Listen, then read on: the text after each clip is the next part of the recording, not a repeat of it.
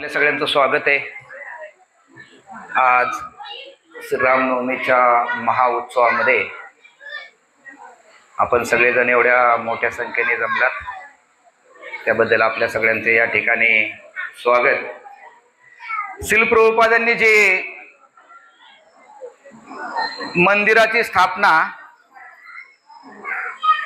एक सुंदर विग्रह ठेवून आणि मोठे मोठे मंदिर बांधून केवळ देणगी घेण्यासाठी केली नाही,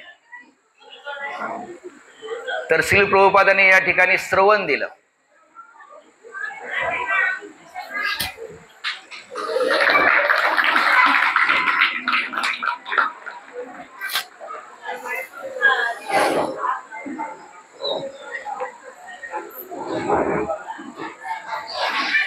आपण पाहतो की बाकी मंदिरामध्ये, काही मंदिरांमध्ये इतकं श्रवण होत नाही, पण आपल्या मंदिरामध्ये केवळ छान विग्रह ठेवायचे, मोठे मोठे मंदिर बांधायचे, एवढा उद्देश नाही आहे आपला।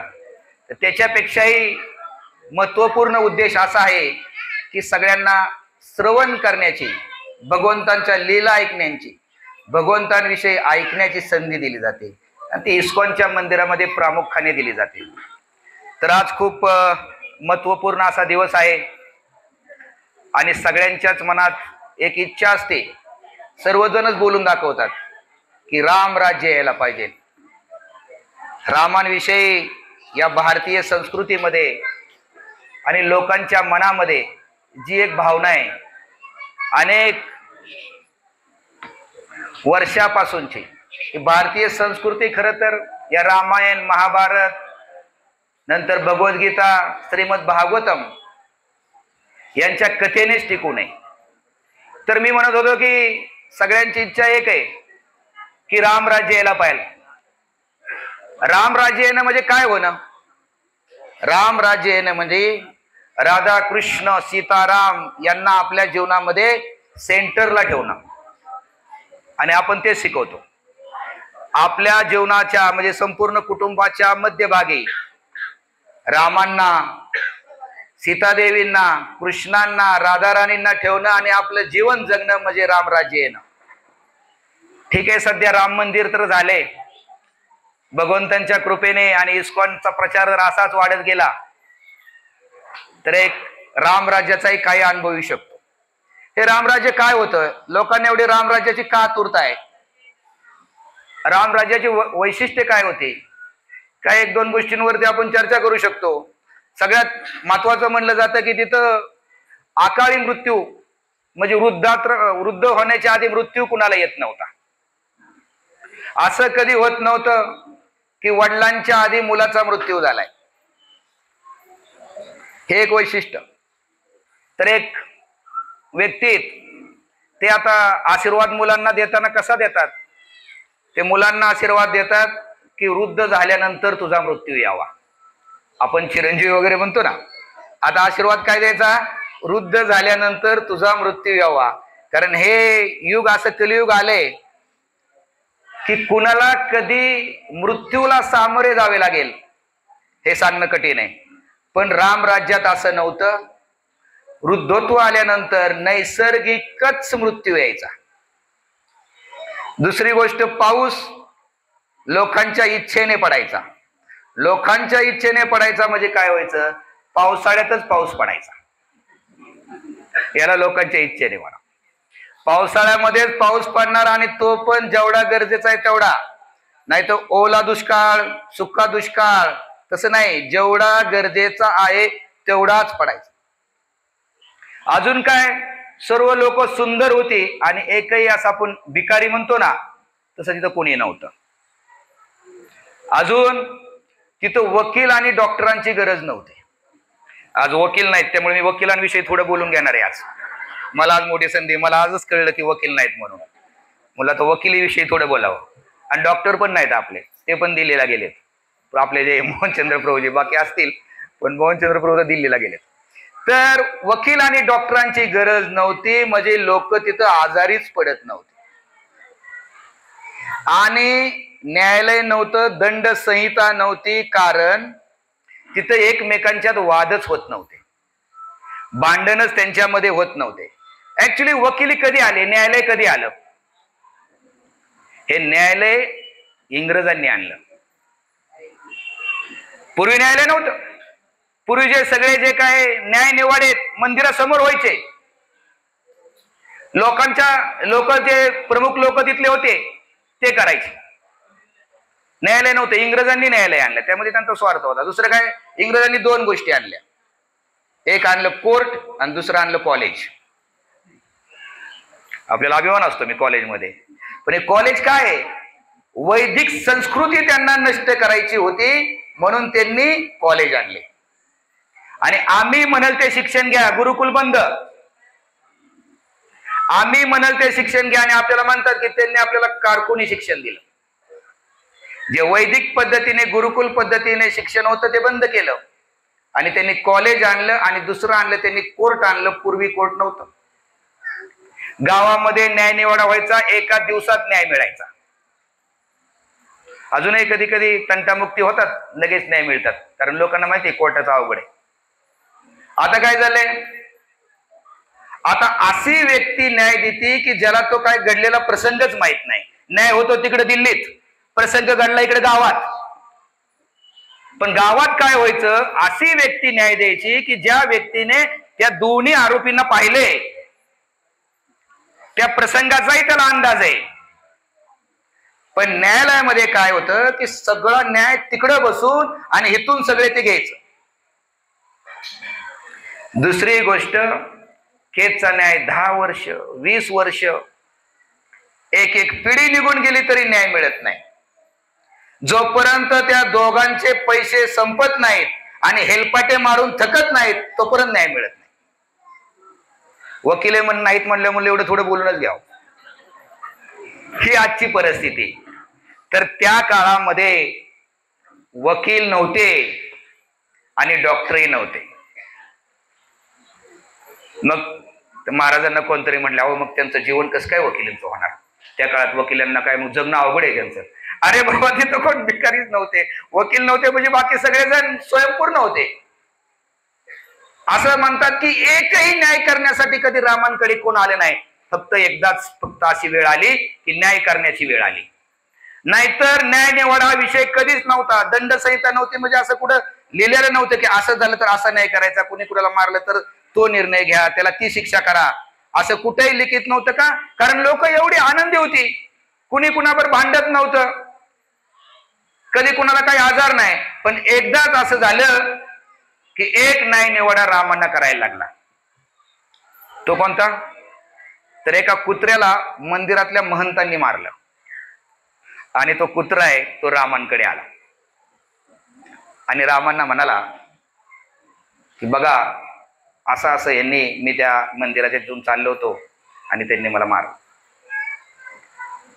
आता त्याच्यामध्ये कुठंच काय लिहिलेलं नव्हतं. जर कुत्र्याला जर महंतांनी मारलं तर शिक्षा काय करायची महंतांनी? कारण कधी असा प्रसंगच नाही कधी. मग कुत्र्यालाच रामांनी विचारलं, तुला काय वाटतंय, काय शिक्षा करावी? मग कुत्रा म्हणतो, पुढच्या जन्मामध्ये त्याला एखाद्या मठाचा महंत करा. अरे म्हणजे असं का? तू तर वेगळीच शिक्षा सांगितली. तर कारण मागच्या जन्मामध्ये मीही असाच महंत होतो आणि इन्चार्ज असल्यामुळे नाही ते लोकांना बोलत होतो. आता मलाही मार खायची वेळ आली. शिकण्यासारखे थोडीशी गोष्ट आहे. इन्चार्ज होणं, टीएमसी मेंबर होणं सोपं नाही. प्रभुपादांचे 21 वर्षाचे भक्त एका मंदिराचे प्रेसिडेंट झाले आणि त्यांना आता वाटलं प्रेसिडेंट झालोय मी. आणि प्रभुपादांना त्यांना वाटलं, आता प्रभुपादांना विचारले, प्रभुपाद माझी काय जबाबदारी? त्यांना वाटलं प्रभुपाद म्हणतील आता तू माझा रिप्रेझेंटेटिव्ह आहेस, असं काहीतरी विशेष म्हणतील. प्रभुपाद म्हणले, या मंदिरामध्ये काही प्रॉब्लेम झाला तर तुला जबाबदार धरलं जाईल, ही तुझी जबाबदारी. तर हे अवघड आहे इन्चार्ज होणं किंवा कुठल्या गोष्टीची जबाबदारी घेणे. आपल्याला खूप मोठे त्याचे लोकांचे काय काय रिप्लाय येतात ते आपल्याला ते घ्यावे लागतात. कुणाला नाराज करून चालत नाही आपल्याला आणि सगळ्यांना समान न्याय द्यावा लागतो आणि ही खूप अवघड गोष्ट आहे. म्हणजे खरं इन्चार्जला पण बाकीच्यांनी समजून घ्यायला पाहिजे. त्यांनी थोडस की त्याच्यावरती किती बोजा असतो सगळ्या गोष्टींचा, आणि इन्चार्जने पण दुसऱ्याला समजून घ्यायला पाहिजे. आणि प्रभू रामचंद्रांचं जीवन आपल्याला हेच दाखवतं. प्रभू रामचंद्रांनी कुणाला कधीच फोर्स केला नाही. समुद्र देवतेसाठी 3 दिवस प्रार्थना करत थांबले. 3 दिवस. ज्या कैकेयीने 14 वर्ष वनवासात पाठवलं, वनवासातनं माघारी आल्यानंतर पहिल्यांदा कैकेयीला जाऊन भेटले, कौशल्यला नाही. म्हणजे राज्याचा प्रमुख कसा असतो हे आपण समजू शकतो. आता आपल्याला सगळ्यांना माहिती आहे की प्रभू रामचंद्र जे अवतरित झाले, तर त्या अवतरणामागचे कारण काय? तर सगळ्यात महत्वाचं, भगवंत ज्यावेळेस अवतरित होतात त्यावेळेस ते प्रेम देण्यासाठी. आणि रामायणामध्ये प्रेम म्हणजे काय? प्रेम म्हणजे त्याग. रामायण सगळं त्यागाने भरलंय. आणि प्रेमाची एक सगळ्यात महत्वाची निशाणी असते की ज्याच्यावरती प्रेम आहे त्याच्यासाठी आपल्याकडनं त्याग होतोय का? तो त्याग नसेल तर ते प्रेम नाही. रावणाला मारायला येणे हे दुय्यम कारण आहे. ते बाय प्रोडक्ट आहे रावणाला ते मारायला. की त्यावेळेस तर असे दोघं तिघं असे शक्तिशाली होते रावणाला, की रावणाला त्यांनी हरवलंही होतं. त्यामुळे रावणाला मारायला येणं हे प्रमुख कारण नव्हतं. तर त्यांच्या जीवनातून आपल्याला काही शिक्षा देणं, आपल्याला काही संदेश देणं, ह्यासाठी राम आले. खरंच आहे, भगवंतांनी सृष्टी निर्माण केले, मानव निर्माण केले. ह्या मानवांना शिकवणार कोण? ग्रंथातून तर सांगितलंच आहे, पण प्रत्यक्ष आपल्या आचरणातून कोण शिकवणार? तर ते रामांनी शिकवलं. आणि आपल्याला माहिती आहे रामांचे अनेक, आपण आता काय पाहू की रामायणातून आपण काय काय शिकू शकतो. पण सगळ्याला एक माहिती आहे की एक पुत्र कसा असावा. एक छोटी सुरुवात यांनी करू, नंतर पुढे पुढे जाऊ अजून शिकल. पण एक सगळ्याला माहिती आहे की एक पुत्र कसा असावा रामाने शिकवलं. की वडिलांच्या इच्छेसाठी जो तर आदेश खरा वडिलांनी त्यांना डायरेक्ट दिलाच नव्हता, तो कैकेयीने सांगितलं होतं की का म्हणून तू असं करायचंय म्हणून. वडील तर काय बोलले नव्हते आणि वडिलांची इच्छाही नव्हती, पण केवळ ही वडिलांच्या जे काही पण केलाय वडिलांनी, किंवा एक कैकेयीला काही एक वरदान दिले, त्या भूमिकेतून राम निघून गेले. रामांनी दशरथांकडनं आदेश घेण्याची वाट बघितली नाही. तर यातून आपण पाहू शकतो की राम हे पदाशी आसक्त नव्हते, राम हे सेवेशी आसक्त होते. रामाना पदाचं काय नव्हतं, राजा होऊनच सेवा करायची होती असं नाही, तर ते आपल्या सेवेचे आसक्त होते. विचार केला की अजून एक आपण पाहू शकतो की पूर्वी एवढा पुत्र जन्माचा एवढा आग्रह का असायचा? त्यामागे लोकांची भूमिका काय होती? एवढं बाबा पुत्रच व्हायला पाहिजे, त्याच्या मागची लोकांची भूमिका अशी होती की एखाद्या व्यक्तीने त्याच्या जन्मामध्ये अनेक समजा काही पाप झाली, शेवट आपण मनुष्य पाप होतात, तर ती पापासाठी जे पापाचं निवारण आहे ते कोण करणार? ज्यावेळेस पुत्र भजन कीर्तन भगवंतांचं नामस्मरण करतो त्यावेळेस वडिलांची पाप धुतली जातात. म्हणून लोकांना पुत्र पाहिजे असायचा. की माझ्याकडनं जर काही चुका झाल्या, आज आपल्याला काही गोष्टी सांगितल्या जातात, मुख्य भूमिका अशी होती, माझ्याकडनं चुका झाल्या आणि मी मरण पावलो तर ह्या माझ्या चुका दुरुस्त कोण करणार? तर तो दुरुस्त करण्यासाठी एखादा पुत्र असावा, या भूमीकडून पुत्राची इच्छा असायची. तर रामाची त्या दृष्टीकडून होते. एक प्रसंग आहे, आता ही एक शिक्षा झाली, एक प्रसंग आहे, मला त्याच्याकडनं तुमचं उत्तर पाहिजे. रामाने आपल्या जीवनातनं क्षणोक्षणी शिक्षा दिल्या. अनेक शिकवणी रामांच्या जन्मामध्ये. तर हा एक प्रसंग आहे, यातनं आपल्याला काय शिक्षण मिळू शकतं किंवा काय शिक्षा मिळू शकते. तो प्रसंग असा आहे की सीतादेवींना रावण घेऊन जातो आणि राम एवढे विरहामध्ये जातात, एवढे दुःखी होतात, मोठमोठ्याने रडायला लागतात, झाडांना पक्ष्यांना म्हणायला लागतात की तुम्ही सीतांना पाहिलं का? आणि राम खूप आपल्या सीतादेवींच्या विरहामध्ये दुःखी होतात, कष्टी होतात, रडायला लागतात. याच्यातून आपण काय शिकू शकतो बरं? काय शिक्षा घ्यायची यातून? राम एवढे साक्षात भगवंत, ते पण इतके दुःखी झालेत, इतके कष्टी झालेत, झाडांनाही आलिंगन विचारतात सीतेला पाहिलं का? यातून काय शिक्षा आपण घेऊ शकतो?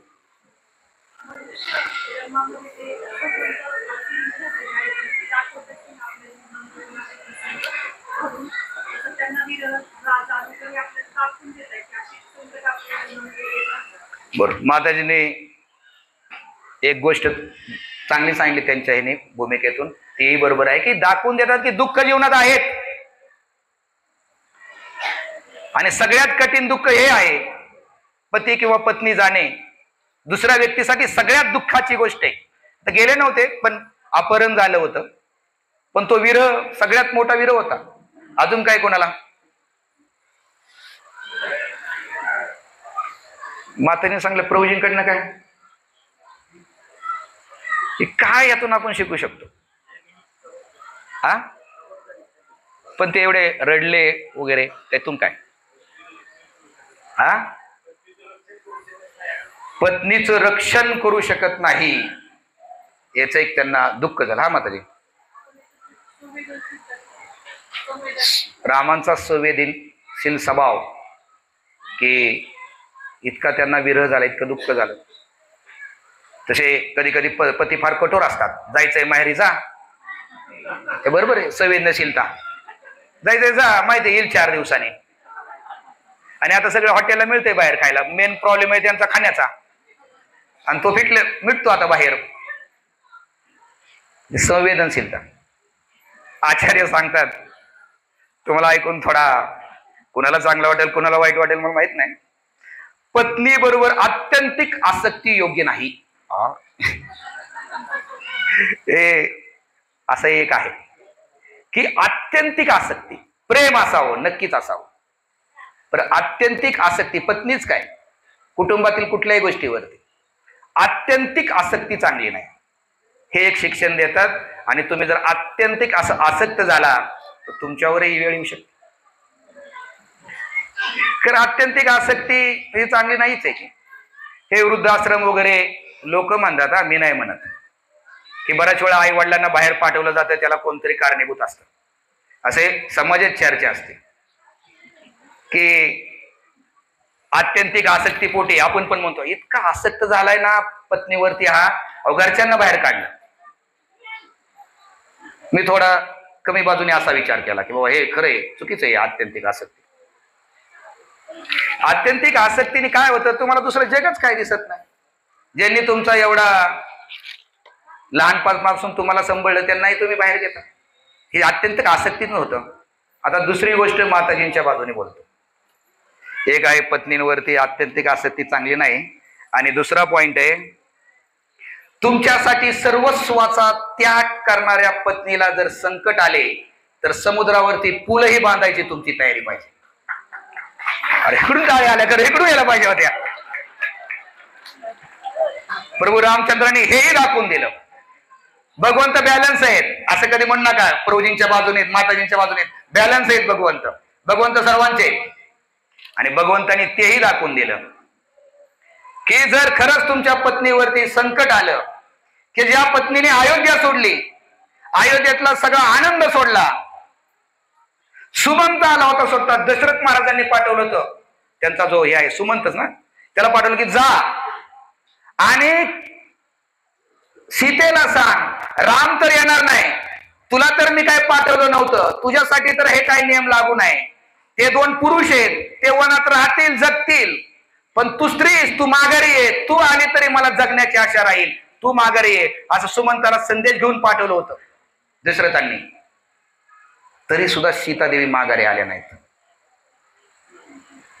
आणि अशी सर्वस्वाची त्याग करणारी जर तुमची पत्नी असेल तर तिच्यासाठी समुद्रावरती पूल बांधायचा, कितीही कष्ट करायची तयारी तुमच्याकडे असली पाहिजे.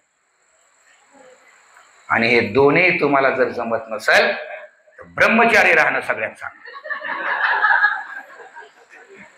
हे मी म्हणतोय तिसं काय सांगितलं नाही. खरं दोन्ही पण अवघडच आहे तसं, है ना. काय कोण कोणासाठी आता एवढं पाहिल्यासारखं राहील नाही. रामाने जे दाखवलं जीवनामध्ये दोन्ही अवघडच आहे ना. एवढे आहेत प्रेम करणारे प्रभूजी. माताजी म्हणतील कुठलं काय आहो, आणि हे म्हणतील एवढं सुख सोयी सुविधा सोडून ह्या तरी कुठं आल्यात. रामायण हे इतकं आदर्श आहे ना, तुम्ही त्याचा विचारच करू शकत नाही.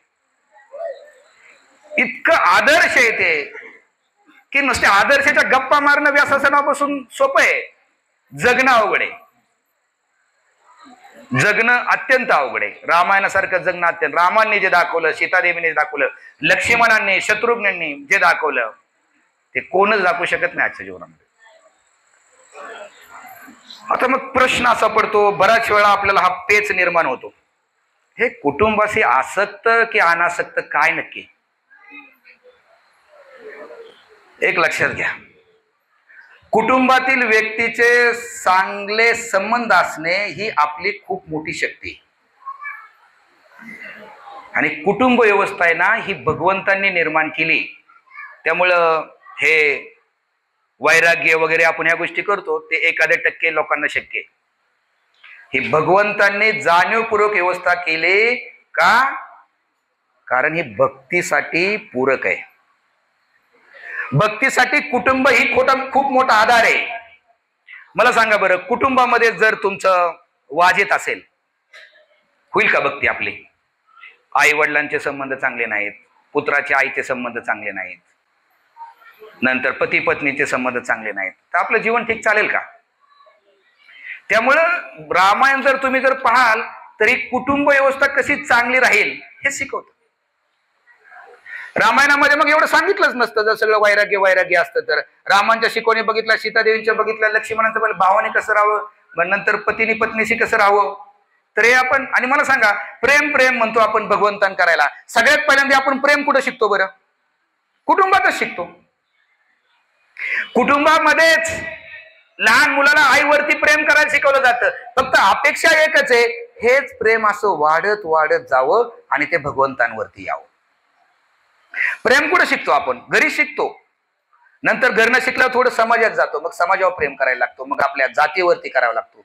काही जण असतील तर ते जातीपुरते मर्यादित राहतात, काही जण देशावरती प्रेम करायला लागतात. हे प्रेम वाढत जातं आणि एखादा भाग्यवान असेल आणि वैष्णवांच्या संपर्कात आला तर तो भगवंतांवरती प्रेम करायला लागतो. पण या प्रेमाची पहिली सुरुवात ही कुटुंबातच आहे आणि कुटुंब व्यवस्था टिकली पाहिजे. फक्त एक आहे, म्हणजे ज्या तुम्ही कुटुंबात राहताय त्या कुटुंबावरती प्रेम आदर एकमेकांचा करायलाच पाहिजे. नाहीतर असं म्हणायला आता गरज नाही, अरे हे काय सगळं कुठे नाही. कारण एक लक्षात घ्या, ज्यावेळेस कुटुंबातले तुमचे संबंध ताणले जातात त्यावेळेस तुम्ही भक्ती करू शकणार नाही. त्यामुळे ते संबंध चांगले टिकवायला पाहिजेत हे रामायण आपल्याला शिकवतं. आणि त्यासाठी त्याग करण्याची आपली थोडी गरज पाहिजे. आपण त्याग करायला शिकायला पाहिजे. त्याग कराल तर संबंध टिकतील, आणि तुमची त्यागाची भूमिका नसेल तर संबंध टिकणार नाहीत. आणि हे कुटुंबातले संबंध चांगले असणं हे भक्तीसाठी सगळ्यात पोषक आहे. आणि एक लक्षात घ्या, समजा असा व्यक्ती त्याचं काय कुटुंबावरती प्रेम नाही, कुणावरती प्रेम नाही, तो भगवंतावरती प्रेम करेल? नाहीच करणार. असं म्हणतात, समजा आता काही काही बघा, इतके सेल्फी काढायची आवड असते, काही ना फोटो काढायची फार आवड असते. आपण म्हणतो काय बाबा यांना सारखेच फोटो काढायची आवड आहे. पण अपेक्षा अशी, स्वतःचे फोटो काढून बघता बघता एकदा भगवंतांचे फोटोही आवडायला लागतील तर ते चांगले आहे. किती दिवस स्वतःचे फोटो पाहणार? तर स्वतःचे म्हणून असं म्हणतात, जो स्वतःवरती प्रेम करतो तो जगावरती प्रेम करतो आणि तो भगवंतांवरतीच प्रेम करतो. स्वतःवरती प्रेम करायला विरोध नाही, कारण ज्याचं स्वतःवर प्रेम नाही तो दुसऱ्याला काय प्रेम देणार? म्हणून सेल्फी काढणाऱ्यांनी वाईट वाटून घेऊ नका, करा स्वतःवरती प्रेम. कारण तुमचं आधी तुमच्यावर प्रेम असेल तर तुम्ही दुसऱ्याला द्याल. पण एक लक्षात ठेवा, आपलं प्रेम हे शेवट भगवंतांपर्यंत पोहोचलं पाहिजे जन्मात, याची काळजी घ्या. त्यामुळे रामायणामध्ये जे सगळे नाते समज, कृष्णांच्या याच्यामध्ये रामायण ही एक पायरी कृष्णांपर्यंत जायची, एक शिडी. सुरुवातीला तुम्हाला प्रेम करायला कुटुंबात शिकायला लागेल, ते रामाने शिकवलं. आणि एकदा कुटुंबावरती प्रेम केलं की ते प्रेम तुम्हाला पुढेही कृष्णांपर्यंत न्यावं लागेल. ते तुमचं ध्येय आहे. जसं एखादं जर आपण जर बंगला बांधत असेल तर काही वरनं जर आपल्याला प्लॅस्टिक करायचं असेल, स्लॅब टाकायचं असेल तर काही लोखंडी आपण लोखंडी बाजूने टाकतो आणि नंतर ते स्लॅब पडल्यानंतर काढून घेतो. त्या पद्धतीने आधी कुटुंबावरती प्रेम करा, आजूबाजूला प्रेम करा, वैष्णवांत प्रेम करा, आणि तेच प्रेम तसंच पुढं पुढं भगवंतांपर्यंत न्या, हा उद्देश आहे. नाहीतर रामायण आणि महाभारत विसंगत वाटेल. यामध्ये तर एक भाऊ भावाशी आसक्त, त्यासाठी काही करायला तयार. इथं काही एवढं अनासक्तीची चर्चा नाही. अरे पण ही गरजेचं आहे. नाहीतर कुटुंब व्यवस्था जर नष्ट झाली, म्हणून इथंही इस्कॉन मध्ये कधी सांगितलं जातं की तुम्हाला लहान बाळ आहे ना, ते तुमच्या ड्युटीज असं समजून त्याचा तुम्ही पालन करा. आपल्या पतीत आपले त्यांची आधी काळजी घ्या. त्यांना टाळून त्यांच्याकडे दुर्लक्ष करून तुम्ही इथं याल तर तुम्ही खूप मोठी चूक करताय. कारण का, कुटुंबामध्ये तुम्हाला आनंद आणि एकमेकांना प्रेम आदर मिळणं, फक्त त्याचा अतिरेक जर केला तर ते काय होतं ते रामाने दाखवलं. म्हणून त्याचा अतिरेक मात्र आपण करायचा नाही. तर आज या महत्वपूर्ण अशा दिवशी आपण 3 गोष्टीवरती चर्चा करणार आहोत. रामायणातली 3 ठिकाणं महत्वाची आहेत. मी एक सांगतो, एक आहे अयोध्या, दुसरं पंचवटी त्या ठिकाणी, पण आपण दुसरं मानतो तो किष्किंधा, आणि तिसरं म्हणजे लंका. 3 ठिकाणी बरंचसं रामायण या ठिकाणीच घडले. आता या 3 ठिकाणाला मी 3 नावं देतो. अयोध्या म्हणजे संस्कृती, किष्किंधा म्हणजे प्रकृती, आणि लंका म्हणजे विकृती. आता थोडी थोडी या 3 गोष्टीवरती माहिती घ्यायची. लंका विकृतीच आहे.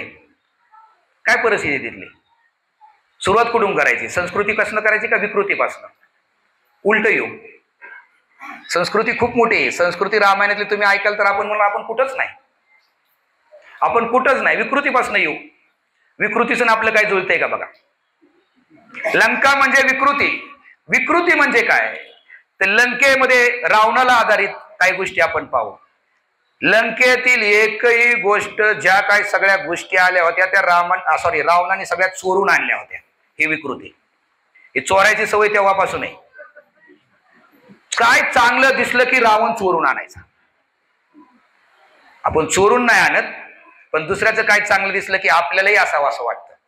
थोड्या जवळ आहे आपण त्यांच्या, पण चोरायचं राहिलंय फक्त. आणि चोरतातही काही लोक. ही विकृती झाली. आपल्याला थोडं प्रकृतीकडे यायचंय आणि मग नंतर संस्कृती. रावणाला काय करा, पुष्पक विमान रावणाचं होतं का? नाही. ते कोणाचं होतं? लंकाही त्याची नव्हती म्हणतात. ते त्यांनी कुबेराकडनं चोरली. अनेक राजकुमारी त्या ठिकाणी त्यांनी हरण करून आणल्या. रावणला जे काय असेल ते सगळं स्वतःच राज्य. शूर्पणखा, लोक सांगतात बघा, काय आपलं भाऊ असा होता रावणासारखा शूर्पणखेला त्यांनी बघा गेली शूर्पणखा आणि तिच्यासाठी त्यांनी युद्ध केलं. असा कधी मेसेज वाचलाय का तुम्ही? नशिबवान आहे तुम्ही. काही मेसेज फिरतात. गुढीपाडव्याचे आता ते एक मेसेज झाले की गुढीपाडवा साजरा करू नका. रक्षाबंधनला हा पूर्वी मेसेज फिरायचा की भाऊ असावा बघा. आपल्या बहिणीचं अन्याय झाला बहिणीवरती तर रावण युद्धाला तयार झाला. अरे मूर्खा, रावण त्याच्यासाठी नाही आला. रावणाला शूर्पणखेने सीता देवी किती सुंदर आहे ते सांगितलं आणि म्हणून आला. आता शूर्पणखेवरती जर त्याचं एवढंच प्रेम होतं तर पुढचं माहिती आहे का? शूर्पणखेच्या पतीला रावणानेच मारलं. त्याला त्याचं राज्य हवं होतं म्हणून आपल्या मेहुण्याला, काय मेहना दाजी जावाई काय असेल ते खतम करून टाकलं. म्हणजे इथली संस्कृती कशी होती लंकेतली की जे काही चांगलं दिसतंय, जे मला वाटतंय ते चोरायचं, ते घ्यायचं. दुसरा लंकेतला प्रकार विकृती. दुसरी विकृती कृतज्ञता. रावण हा 1 नंबर कृतज्ञ माणूस. शिवजींकडनं त्यांनी आत्मलिंग घेतलं सगळ्या शिवजींच्या जवळचं, आणि नंतर त्यांनी काही इतका कृतज्ञ की पार्वतीची त्यांनी मागणी केली. तिसरी गोष्ट, लंकेत कधी भांडणच होत नव्हती. वादविवाद मतभेद नव्हतेच. का? कुणी जर त्याच्या विरुद्ध बोललं की तो हाकलून लावायचा. ही एक विकृतीच आहे विचारांची आपल्या. दुसऱ्याचं ऐकूनच घ्यायचं नाही. अरे तो थांब, माझा एक माझा एक माझा एक. विकृती मनाची. नुसता डायरेक्ट आदेश. बिभीषण थोडं बोलला, चल बाहेर. अयोध्येत पण वादविवाद व्हायचे, मतभेद व्हायचे, पण ते कशासाठी व्हायचे माहितीये? आता आपण संस्कृतीकडे येऊ. ते कशासाठी व्हायचे? योग्य काय आणि अजून योग्य काय यासाठी वाद असायचे. योग्य काय आणि अजून योग्य काय. भरत आले भेटायला रामांना. त्यांनी सांगितलं तुम्ही येणं किती योग्य आहे इकडं, आणि राम सांगायचे की मी इथं 14 वर्ष वनवास करणं किती योग्य आहे. तू किती योग्य सांगतोय त्यापेक्षा मी किती योग्य सांगतोय. म्हणजे योग्य काय आणि अजून योग्य काय, ही झाली संस्कृती. आणि प्रकृती म्हणजे काय? ज्यात आपण येतो. माझं योग्य तुझं अयोग्य. किष्किंधा, वाले आणि शुग्रीव दोघांची भांडणं. तू का दगड लावून गेला आणि तू का असं केलं. गैरसमज, गैरसमज मध्ये आपण मोडतो का? आपण इकडे नाही मोडत ना, विकृतीमध्ये नाही, आपण एवढं नाही करत, आपण ऐकून घेतो आणि इथं आल्यानंतर आपण शिकलोय श्रवण महत्वाचं आहे म्हणून. इच्छा नसली तरी आपण काही सांगत असलं तर ठीक आहे ठीक आहे ऐकतो आपण, ठीक आहे. तर लंकेमध्ये सांगण्या प्रकारच नाही दुसऱ्याला. किष्किंधामध्ये, प्रकृतीमध्ये मी योग्य आहे, तू खोटा आहेस, तुझं चुकतंय, असा प्रकार आहे. आणि अयोध्ये मात्र योग्य तुझं काय, त्याच्यापेक्षा मी अजून योग्य तुला सांगतो, ही भूमिका. तिसरा प्रकार, तिसरा एक अजून विकृतीचा प्रकार, हम नाही बदलेंगे, मी बदलणार नाही, ही एक वृत्ती, ही विकृती. रावण बळी महाराजांकडे गेला खाली पाताळामध्ये आणि म्हणाला की मला थोडी मदत करा, मला ते 2 मनुष्य आणि 3 वानर फार त्रास देत आहेत. रावणाने कुणाचं ऐकलं का हो? किती जणांनी सांगितलं सीतेला सोडा म्हणून? ते म्हणाले की 2 मनुष्य आणि 3 वानरांनी मला खूप त्रास दिलाय, मला तुम्ही मदत करा. अरे बळी महाराज म्हणतात कशाला नादी लागतो, चल मी तुला दाखवतो एक गोष्ट. बाहेर येतात, म्हणतात बघ खिडकीतनं, त्या टेरेसवर जातात, बघ म्हणतात काय, तो सोन्याचा मोठा पर्वत आहे. तर रावण तुम्हाला म्हणलो चोर की लगेच जातो आणि उचलायला बघतो. बळी महाराज म्हणतो उचल, त्याला काय उचलत नाही. मग रावण, बळी महाराज सांगतात रावणाला, अरे बाबा हे काय तुला माहिती आहे का, हा सोन्याचा पर्वत नाही, तू ज्यावेळेस हिरण्यक्ष होता आणि तुझ्या कानामध्ये एक कुंडल होतं, एक थापट मारली तुला आणि तुझं कुंडल जे आहे वरादेवाने, तुझं कुंडल ते खाली पडलं, ते इतकं मोठं आहे बघ. परंतु भगवंतांची शक्ती तेवढीच राहिली आणि तुझी जी शक्ती आता ती तेवढी राहिली नाही, तू सोडून दे. भगवंत तेवढे शक्तिशाली, तू सोडून दे. पण तो म्हणला नाही, हम नाही बदलेंगे, मी बदलणार नाही. मग तो सांगतो, अहो काय सांगायचं, हनुमान आले, लंका जाळून गेले. हनुमानाने त्यांना सल्ला दिलता, बघ तुला अजून शेवटची संधी.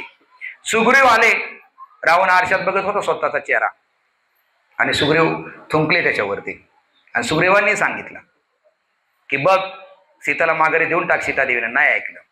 अंगद आले, अंगदाने समजवलं. अंगदाने तर काय केलं, अंगदाने उडी मारली रावणाच्या याच्यामध्ये. म्हणजे त्याने ओळखलं वालीपुत्र म्हणून, तू कोण आहे, वालीपुत्र ओळखलं. त्याला वालीची फार भीती होती, कारण एकदा चांगली गंमत केली ती रावणाची. तर रावणाची भीती म्हणते, अंगद म्हणले अरे मला एक सांग, वालीचं काय झालं पहिल्यांदा, ते बाकीचं राहू दे. मग तो म्हणतो जसं केळामध्ये सुई रवली जाते ना, इतक्या सहजपणे भगवंतांनी वालीला मारलं. ह्याच्यावर तर यांनी शान व्हायला पाहिजे होतं. ज्याने आपल्याला एका हाताने पकडून ठेवलं होतं त्याला भगवंतांनी केळामध्ये सुई होतात त्याप्रमाणे मारून टाकलं. मग हे किती शक्तिशाली आहेत, आता तरी आपण शरण जायला पाहिजे, तरीही तो शरण जात नाही. अंगद शेवट म्हणतो, एक चला एक तुम्हाला शक्ती दाखवतो म्हणले. पाय ठेवतो समोर अंगद, हा माझा पाय हलवून तेवढं दाखवा. राम तर बाजूला राहिले, म्हणले माझा पायच तुम्ही हलवून दाखवा. तो तुम्ही वानरांच्या पायाला वगैरे हात लावत नाही.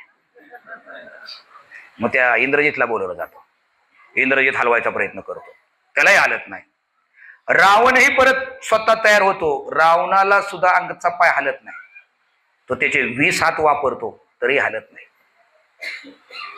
मग तो म्हणतो आता पायाचं तर जाऊ दे आता, कारण त्यांना दाखवायचं होतं की मी एवढा शक्तिशाली, तर परम पुरुषोत्तम भगवंत किती शक्तिशाली, तू शरण ये. पण जे विकृत लोक असतात ते शरण येत नाहीत. त्यामुळे आपण म्हणतो की काही जण असेल ना, प्रचार करणं अवघड आहे हो त्यांना, किती सांगा, करत राहा, मंदिरात या, एवढं सांगत राहा. अंगद म्हणतो आता मी फक्त एक अंगठा ठेवतो जमिनीवरती, तो अंगठा हलव. त्याला अंगठा सुद्धा हलत नाही. तर एवढी शक्ती तुझ्याकडे कसं काय? अंगद म्हणतो मी फक्त दीर्घ श्वास घेतला आणि रामांचं नाव घेतलं, त्यामुळे मला एवढी शक्ती आली. ही नामाची ताकद आहे, ही हरिनामाची ताकद आहे. रावणासारखा बलाढ्य की ज्याच्या पायाखाली सगळी देवी देवता होत्या, शनीच्या पाठीवरती पाय ठेवून तो बसायचा, त्याला तो अंगदाचा अंगठा सुद्धा हलवता आला नाही, कारण रामाचं नाव त्यांनी हृदयामध्ये धरलं होतं. त्यामुळे एवढी नामाची ती ताकद आहे. म्हणून आपण हरिनाम अतिशय काळजीपूर्वक घेतलं पाहिजे. आपला कुठला का विषय असो, हरिनामाच्या वरती आपण स्वतःला फोकस, कारण हरिनाम आपली 99% प्रगती त्याच्यावर. अजूनही जे भक्त हरिनाम घेत नसतील त्यांनी घ्या, जे 4 माळा करतात त्यांनी जास्त करा, आणि जे 16 करतात त्यांनी काळजीपूर्वक करा, कारण 16 माळापर्यंत आलो की काळजी कमी होती करायची. 4 पासून 8 पर्यंत इतकी उत्सुकता असते ना, एवढे टप्पे पाहिलेत मी सगळ्या गोष्टींचे, एवढी उत्सुकता असते. 8 केल्या, 12 केल्या, 16 वाल्यांची जरा परिस्थिती काय विचार, मला भेटा तुम्ही, मी सांगतो काय परिस्थिती. हे असतायत प्रभूजी. 4 माळा करताना जो एक असा दृढ निश्चय असायचा ना, आणि फार दृढ निश्चय पाहिजे, कारण मन फार चंचल आहे, मन कधी स्थिर नाही. असं म्हणतात, पिंपळाचं पान, हत्तीचा कान आणि माणसाचं मन हे कधी एका जागेवर नसतं. बघा, पिंपळाचं पान वारा असू नसू, हत्तीचा कान बघा, तसं माणसाचं मन आहे, ते कधी स्थिर राहत नाही. या मनाला स्थिर करण्याचा एकमेव मार्ग आहे हरिनाम, आणि हरिनाम एवढं शक्तिशाली आहे की तुमचा शत्रू कितीही मोठा असू द्या, तो शत्रू या हरिनामाने पराजित होतो. दुसरा अजून एक काय, रावण फार बुद्धिमान होता. बघा, बुद्धिमत्ता पण कधी कधी योग्य ठिकाणी नसेल तर ती विकृतीच आहे. रावणाला किती तोंड होती? 10 तोंड होती. रावणाने सीतादेवींचं अपहरण करण्याआधी 10 तोंडांना विचारलं होतं, 10 बुद्धीला विचारलं होतं रावणाने. रावणाला 10 तोंड होती म्हणून नुसतं त्याच्यावर जाऊ नका, त्याला 10 बुद्ध्या होत्या. रावण सगळ्यात बुद्धिमान होता, वेद वगैरे त्याचे सगळं पाठांतर होतं. एका बुद्धीने एका गोष्टीचा जो विचार केला, दुसरी बुद्धी दुसऱ्या ठिकाणी विचारला, तिसरी बुद्धी आपल्याला अशा बुद्धी असेल किती बरं झालं असतं. अरे फार अवघड झालं असतं, निर्णयच घेता आला नसता आपल्याला. एकच बुद्धी एवढं डोकं खाते आपली. बघा निर्णय घेताना काय परिस्थिती होती. काही लोकांना तर निर्णयच घेता येत नाही. साधे चप्पल घेऊन जाऊ का बूट घालून जाऊ, अरे पाऊस येईल का, काय छत्री नेऊ का नको नेऊ. रावणाला 10 बुद्ध्या, त्यांनी बुद्धीला विचारलं, 10 बुद्धीला विचारलं काय करू. 9 बुद्धींनी सांगितलं की तू सीतादेवींचं अपहरण करू नको. पण जी एक ओरिजिनल बुद्धी होती तिने सांगितलं कर. ही ओरिजिनल बुद्धी गेली पाहिजे आपली, हे आपला जो मूळ स्वभाव आहे. 9नी सांगितलं राव, 9 भक्त सांगतायत मंदिरात ये, आणि एक 10वाच सांगतो येऊ नको, तो म्हणजे आपली बुद्धी. 10वा कोण आहे? अरे आपणच आहे. किती 9 बुद्धीने सांगून सुद्धा रावणाने ऐकलं नाही. खरं सांगू, प्रत्येक समस्याचं उत्तर ना बुद्धी नाहीये. बघा तुम्ही जीवनामध्ये काही गोष्टी ना श्रद्धा आणि विश्वासावर ठेवावं लागतात. रामायणात कितीतरी उदाहरण आहेत, आपल्याला एवढा वेळ नाही. एका गुहेमध्ये जायचं होतं, अंगद पुढे होता. अंगद म्हणजे बुद्धीची निशाणी आणि हनुमान मागे होते. हनुमान म्हणजे श्रद्धा विश्वासाचं निशाण. अंगद तिथं गेला, सगळा समोर अंधार, बुद्धी काम दे ना त्याची. तो म्हणला मी नाही आत शिरणार. म्हणले का? म्हणले बुद्धीत काही जुन्या गोष्टीचं स्मरण आहे. म्हणले काय? असेच माझे वडील आत गेले होते गुहेत, बाहेरच आले नाहीत. त्यांना त्रास झाला जरा, नंतर बाहेर आले. बुद्धी काम नाही करत. हनुमान म्हणले मी जातो. श्रद्धा आणि विश्वास आहे, रामांचं नाव गेले ना आत गेले. जीवनातल्या सगळ्या समस्येचं उत्तर बुद्धी नाही. बुद्धीने विचार करू तर आपण व्यतीत हो. समजा नोकरदारांना विषय असतो बघ, रिटायरमेंट नंतर काय करायचं, काय उत्तर आहे बरं बुद्धीचं ह्याच्याकडे सांगा बरं. आता माझी मुलं मला सांभाळतील का नाही, कोणाकडे उत्तर आहे याचं? करा बुद्धीने किती विचार करा मला सांगा. अरे कुठला ज्ञान मार्ग हा? अरे श्रद्धा ठेवावी लागते, सांभाळतील, येतात इस्कॉनच्या कार्यक्रमाला, ऐकून ते करतील. रिटायरमेंट नंतर माळा वाढव होईल व्यवस्थित, चालेल, नाही अडचण यायची, जमल. अरे जीवनच श्रद्धेवर आहे सगळं. आणि बुद्धीवर जगायचं म्हणलं तर तुम्ही पुढचं पाऊल टाकणं कठीण आहे. आता ज्ञान योगी, ध्यान योगी सांगतो त्याच्यावरती. समजा आता इथं एकदमच असं पाणी ओलं झाले, जमीन भुसभुशीत झाली, आणि ज्ञानयोगी तिथं आला आणि त्याला आता पाऊल टाकायचंय. तो म्हणणार ह्या जमिनीमधला एक्सपर्ट कोण आहे बरे, की ही जमीन किती खाली भुसभुशीत झाली ते पाहायला लागेल. ती जास्त झाली असेल तर पाय किती आत राहू शकतो, आणि तो पाय जर जास्त राहिला तर मला दुसरा पाय परत टाकता येईल का? बरं ह्याला आणले, मग हा कोण आहे? त्या क्षेत्रातला तज्ञ आहे का? जमिनीच्या, नुसता पीएचडी हो, पण त्या जमिनीतल्या क्षेत्रातला तज्ञ आहे का? ज्ञानयोगीला, त्यामुळे ज्ञानयोगीतला हे भगवंतांपर्यंत जातच नाहीत. बघा असा विचार करत बसतात की कसं काय. म्हणून तुम्हाला सांगतो, आपण म्हणतो की सूर्यप्रकाश, सूर्य आणि सूर्यदेव जे ब्रह्मज्योतीमध्ये जातात ना, आपण म्हणतो ब्रह्मज्ञान, ते काय त्यांच्यासाठी सोपं आहे का? आता ब्रह्मज्योतीमध्ये काय, फक्त तो सूर्याचा प्रकाश बघायचा. सूर्याचा प्रकाश बघणं सोपं आहे का अवघड आहे? सोपं आहे. घरात जरी बसला, थोडा उजेड झाला, बाहेर सूर्य आलाय, प्रकाश आलाय. आता सूर्य पाहायला थोडं प्रयत्न करायला लागतात, तो झाला ध्यानयोगी. थोडं बाहेर यायला लागतं, बघायला लागतं सूर्य आहेत वगैरे. परंतु सूर्य ही एक देव आहे, त्यालाही मुलं मुली आहेत, त्याचाही रथ आहे, हे समजायला काय लागेल? ज्ञान उपयोगी येईल, त्याला श्रद्धा आणि विश्वास लागेल. म्हणून हा जो भक्ती मार्ग आहे, हा श्रद्धा आणि विश्वासावरती अवलंबून आहे, तो तुमच्या ज्ञानावरती नाही. ज्ञानाने तुम्ही समजू शकणार नाही. अरे एवढा मोठा पूल बांधला, रामाने एवढं युद्ध केलं, कुठल्या ज्ञानाच्या आधारे आपल्याला कळणार आहे? श्रद्धा पाहिजे. आणि तुम्हाला सांगतो की श्रद्धा अवघड आहे. ध्यानयोगी होणं सोपं आहे, ज्ञानयोगी होणं सोपं आहे. ब्रह्मज्योती बघा, त्यामुळे 90% लोक आहेत ना, ते ह्या दुसरीकडे आहेत. त्यांना ती ज्योती लवकर समजते, सूर्यदेव पण लवकर समजतो, पण सूर्यदेवावरतीही जीवसृष्टी आहे, तिथेही सूर्यदेव आहे, तिथेही रथ आहे. हा श्रद्धेचा विषय आला. भक्ती मार्गामध्ये ज्याच्याकडे श्रद्धा नाही ना, तो प्रगती नाही करू शकत. विश्वास पाहिजे, श्रद्धा पाहिजे. ज्ञानाने सगळ्या गोष्टी कळत नाहीत. आता विकृतीचा चौथा प्रकार, आपली आज विकृती तरी होईल मला वाटतंय, प्रकृतीपर्यंत गेलो तर जाऊ.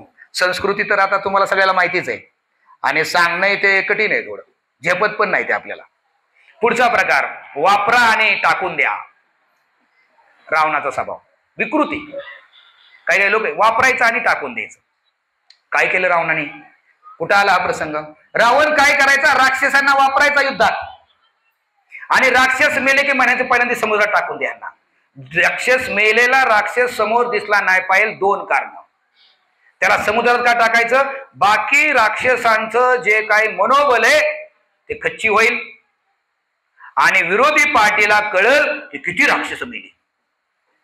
विरोधी पार्टीलाही कळलं नाही पाहिजे, आणि आपल्या राक्षसांचं मनोबल खच्च नाही झालं पाहिजे. म्हणजे वापरा आणि फेकून द्या. रामाने काय केलं? वानर मरायचे त्यावेळेस राम म्हणले, व्यवस्थित ह्यांचा ढीग बाजूला करा, अतिशय योग्य पद्धतीने आपण नंतर त्यांचे अंत्यसंस्कार करू, पण त्यांना टाकून देऊ नका, त्यांचा जो काय मृतदेह आहे तो बाजूला ठेवा. म्हणून असं म्हणतात, 2 ठिकाणी असं झालं.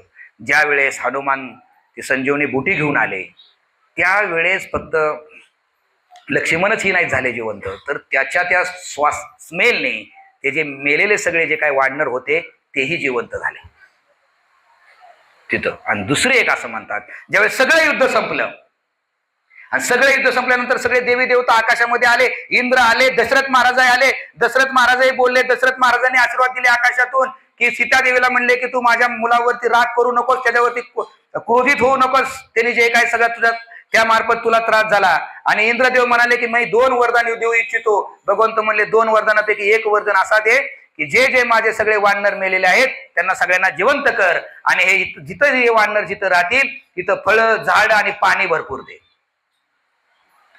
ह्याला म्हणायचं संवेदनशीलता, माताजी जी मगाशी म्हणल्या ते. आणि हा माणूस असंवेदनशील, विकृती. बाकी कुठलेही त्यांनी वर मागितले नाही. 2 वर मागले की या सगळ्या वानरांना ज्यांनी कारण राक्षस माझ्या डोळ्यासमोर गेले त्यांना मुक्ती मिळून जाईल, पण हे माझ्या मरण पावले तर यांच्यासाठी हे कर म्हणून. तर अशा पद्धतीने इंद्राला सांगितलं, आणि मग त्यावेळेस सगळे वानर जिवंत झाले. अजून पुढे आहे, अजून एक विकृती म्हणजे रावणाला अनेक शाप मिळले होते आणि रामांना अनेक वरदान मिळले होते. म्हणून आपल्या जीवनामध्ये आपण जास्तीत जास्त वरदान घ्यायला पाहिजे. जास्तीत जास्त आपल्या जीवनामध्ये जर आपल्याला शाप मिळत असतील तर आपल्याला चांगलं नाही. म्हणजे रावणाला एवढे शाप मिळाले की रावण त्या शापानेच मेला. हे झालं विकृतीचं लक्षण. आता पाहू, आपण विकृतीत बसत नाही ना? नाही, आपण सगळे एवढे छान बघत आहोत. मी बसलो तरी तुम्ही नक्की बसणार नाही, आणि तुम्ही आपण सगळेजण करतोय. दुसरं आहे म्हणजे प्रकृती म्हणजे किष्किंधा. तिथं प्रकृती बघायला मिळते. प्रकृती म्हणजे काय? समजा एखादा माणूस समुद्राच्या तटावरती उभा राहिलाय, कधी पाणी त्याच्या पायापाशी येतं, परत जातं. मग तो पाण्यात उभा आहे का जमिनीवर उभा आहे काय कळतच नाही. जमिनीवर म्हणला तर पाणी पण ओलं करते त्याला, पाण्यात म्हणावं तर तो काही काळ जमिनीवर पण आहे, काही काळ हे मंदिरात पण येतात, काही काळ ते सिनेमाला पण जातात, काही काळ ते भांडतात पण. त्यांना भक्त म्हणाव किंवा भक्त म्हणाव, लोक विचारतात काय म्हणावं यांना, सगळंच करतात. ती प्रकृती. आपल्याला सगळंच हवंय, सुग्रीवाला सगळंच हवं होतं. तर हे कधी चांगलं वागतात आणि कधी वाईट वागतात. तुम्ही त्यांना कधी बघताय ना त्याच्यावर कळतं. मग तुम्ही त्यांना सकाळी बघितलं तर चांगले दिसतील, जप करतील. थोडं संध्याकाळी बघितलं थोडे खराब दिसते.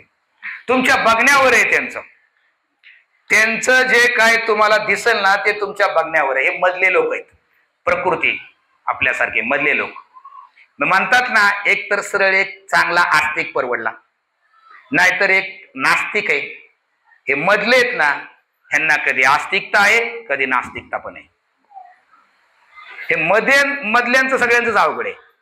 एक तर बघा, ज्याला चांगले मार्क पडतात तो चांगल्या कॉलेजला जातो, आणि ज्याला एकदम कमी पडतात तो एखादा धंदा टाकतो. आणि 70-80 वाले मधले आहेत ना, ते धंदा बी टाकत नाहीत आणि कुठे कॉलेजलाही मिळत नाहीत. हे आपण आता अडकलोय. एक तर संस्कृतीकडे जर जावा, इकडे नका जाऊ विकृतीकडे, ते वाईट. सांगायचं मत आहे की आपण मध्ये, आणि मधल्यांचा एवढे प्रॉब्लेम असतं ना, मधनं इंद्रिय तृप्तीची पण इच्छा होती. अरे तर फार कार्यक्रम केला, आता उन्हाळी सुट्टी आली, जाऊ गोव्याला जाऊन येऊ. सुग्रीव आपल्यामध्ये फक्त सतत त्यागाचे विचार येतात का हो? हाय का असं कोण? तो गेला संस्कृतीमध्येच डायरेक्ट, तो प्रकृतीमध्ये पण नाही, विकृती. आपलं बघा सगळं पाहिलं आपल्याला. उन्हाळी सुट्टी फिरायचं, आपल्या यात्रा, दिवाळी यात्रेला जायचंय महाराजांच्या. उन्हाळ्याला नाही जाऊन आलं पहिला 8-10 दिवस. म्हणून म्हणतात की ही प्रकृतीवाले लोक आहेत ना, यांना वेळ आहे. एक काम करा, भक्त चाललाय ना कुठं भोग घ्यायला, भक्तांना बरोबर घेऊन जावा. थोडे तरी पाय अजून घसरणार नाही खाली, जावा फिरायला, भक्तांना न्या बरोबर. भक्त संध्याकाळी 7 वाजता आरती तरी म्हणतील, कदाचित निघताना तरी कमीत गाडीत बसताना नरसी आरती तरी होईल. जेवायला जाताना म्हणतील एखादं. बघा शक्यतो एकत्रित हॉटेल नको शाकाहारी मांसाहारी, फक्त शाकाहारी का बघा. कोकणात बघून सापडत नाही. फिरायला जाणारे कसे जातात माहित नाही मला, कुठं जेवतात काय करतात, फिरून सापडत नाही. वेगळं एकत्रच हॉटेल सगळी, कधी नाही.